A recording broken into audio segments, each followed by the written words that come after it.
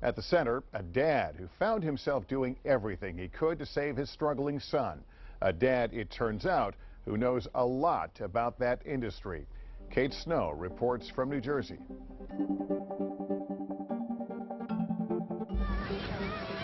This is 10-year-old Andrew Francesco, racing down the hill near his New Jersey home on a snowboard he got for Christmas.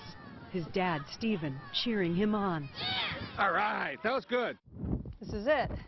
He wanted to show me the exact spot. What do you think of when you look at that? I just couldn't believe it. I was so proud of him. That's my son. That's my son. It was a rare moment of joy for Stephen and Andrew. Most days weren't like that. Andrew had been struggling with behavioral problems since preschool, as loving and goofy as he could be. It's what I do. He could also be impulsive, disruptive, sometimes exploding with rage. I mean, I'm passing this park right here. We had a huge fight there once. There were times when he was just impossible. Diagnosed with ADHD in kindergarten, Andrew spent a lot of time riding in the car with his parents to doctor's appointments and pharmacies. And would walk in and walk out hoping we had an answer. I have a list here. How many drugs was Andrew on over the next few years? The astonishing thing about this list is this is 9 years of his life. He has at least a dozen different drugs. Did you get to a point where you just didn't want to make any more decisions about medicine? Oh, God. You know, anybody who's had children who have mental health problems knows how challenging and demanding it is. And over time, you just get worn down.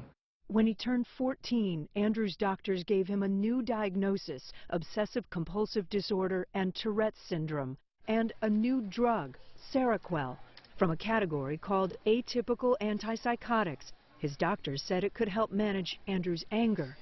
So it's to treat that symptom? Yes. Not psychosis, not he's delusional.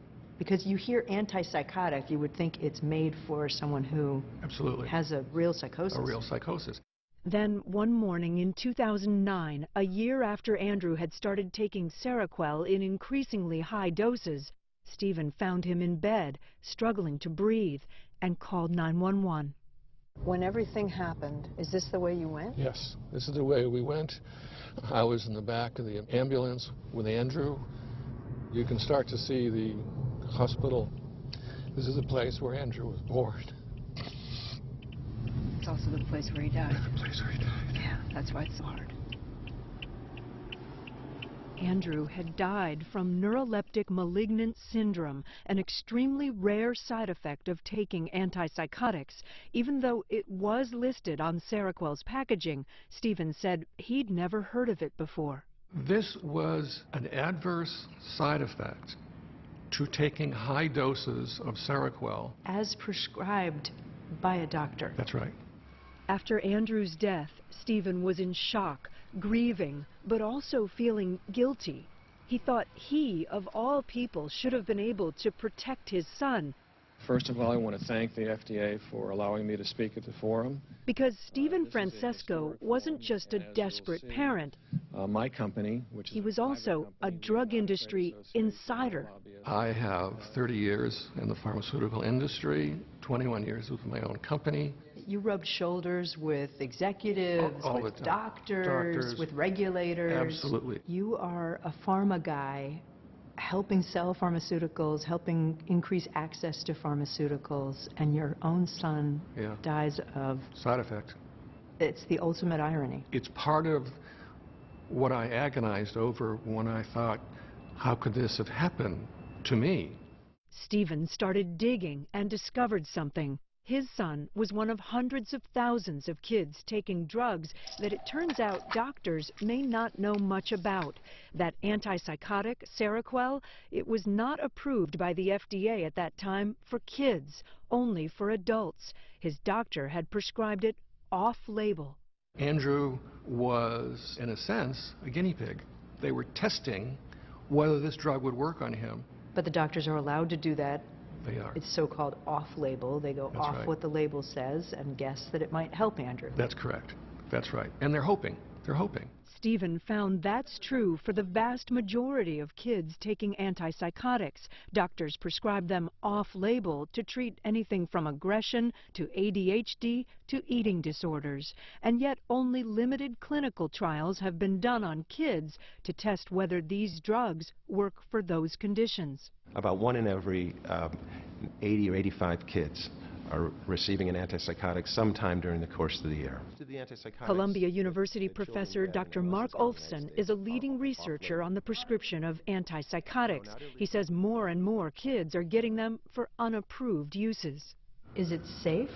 Well, there are some safety concerns with these medications. Many of them result in weight gain. They can increase things like cholesterol. And then there are longer-term things that are hard to study. So we know less about the effects of these drugs on the developing brain. Stephen says it all amounts to a vast off-label experiment on kids, and he thinks the pharmaceutical industry, his industry, is the one profiting. There's a lot of very aggressive marketing of these drugs to the doctors. Attorney James Pepper says he has the evidence. He represents a former sales rep for AstraZeneca, the maker of Seroquel. She says the company pushed her to pitch unapproved uses of the drug to doctors. That can be against FDA regulations. They looked at the bottom line, Kate. It is all about sales all the time. Pepper showed us what he says is a company report listing doctors his client and other sales reps called on about an extended-release Seroquel. Some of them are child psychiatrists. As a sales rep, you're not supposed to pitch drugs off-label, right? Correct. But they're sending her to places where those doctors would have to be prescribing off-label. That's absolutely correct, Kate. That's absolutely correct. There was no other way for a doctor who treats children to prescribe Seroquel XR except to prescribe it to a child, which was an off-label usage. Pepper is representing his client in 2 whistleblower lawsuits against AstraZeneca. The company denies the allegations and has asked the court to dismiss one of the cases. This isn't the first time AstraZeneca has been accused of improperly marketing Seroquel. In 2010, without admitting any wrongdoing, the company paid a $500 million fine after a Department of Justice civil investigation into how it sold Seroquel, including for use in children. AstraZeneca declined to talk to us on camera, but told us it has never pushed its sales reps to market Seroquel off-label. It says it trains its employees to meet or exceed industry standards, comply with the law, and promote medicines in accordance with FDA regulations. Stephen Francesco thinks the FDA is part of the problem. As far as I'm concerned, the FDA, in terms of regulatory activity, is getting weaker. And yet there's huge amounts of medication being poured down kids' throats. Less than a year after Andrew's death, the FDA did approve Seroquel for use in kids with severe conditions, schizophrenia and bipolar mania. But doctors continue to prescribe Seroquel off-label, even to children younger than 2.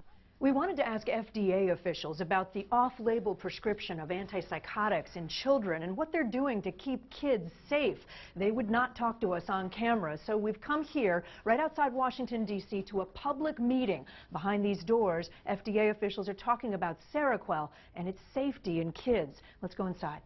We invited Stephen to come along and watch, too. It's strange being here because of what I know about this and how it changed my life. At the meeting, a routine safety review, an FDA scientist presented data about reported side effects to an advisory panel of independent doctors. This slide lists the reported patients that died.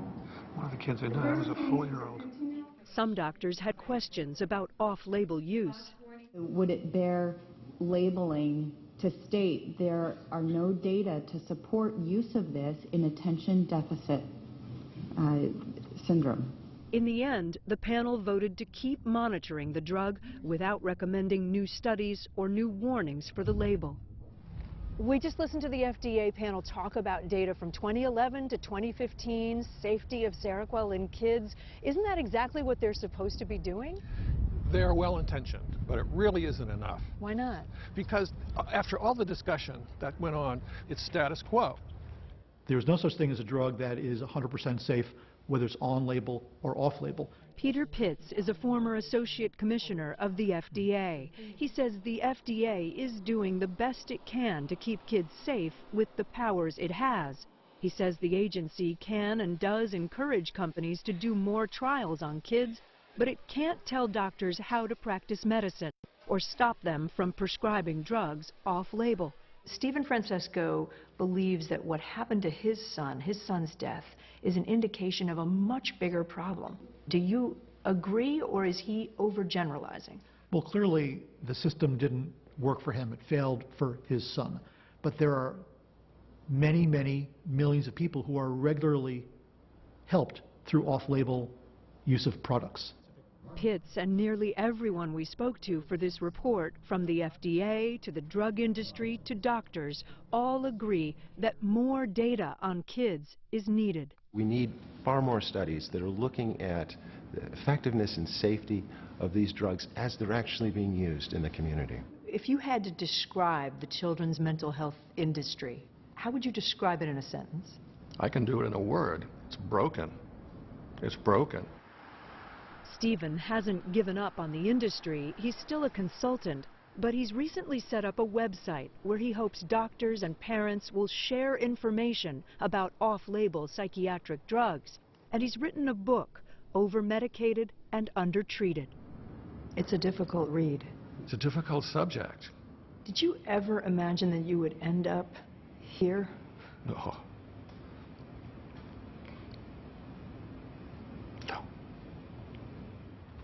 Across from the hospital where Stephen's son was born and then died, he had one last thing to show me.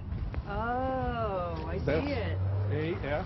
The spot where father and son scratched their initials in wet concrete, side by side. A lasting mark from happier times. Coming